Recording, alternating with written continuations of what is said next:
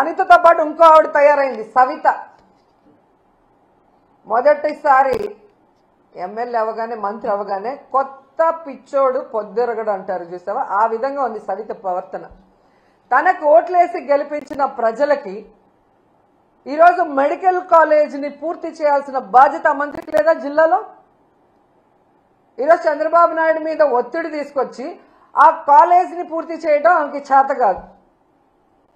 ఈరోజు అమరావతిలో వర్షం వచ్చింది, నీళ్లు తోడుతున్నామని కోట్లు వేస్ట్ చేస్తూ తినేస్తున్నారు. దాంట్లో కొంత డబ్బు తీసుకొచ్చి పూర్తి చేయొచ్చు కదా, అది చేత కాదు.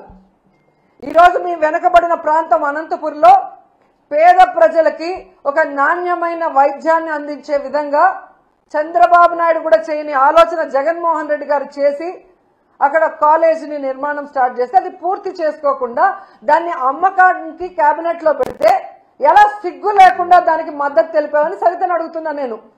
మళ్ళీ నువ్వు కూడా మాట్లాడేదన్నా జగన్మోహన్ రెడ్డి గారి గురించి? నీకే అర్హత ఉంది? నీ కోట్లేసిన ప్రజలకి వెన్నుపోటు పొడిచి చంద్రబాబు నాయుడు చెప్పేదానికి గంగిరెద్దులాగా తల ఊపుతూ జగన్మోహన్ రెడ్డి గారిని మాట్లాడే అర్హత మీకుందా అని అడుగుతున్నా.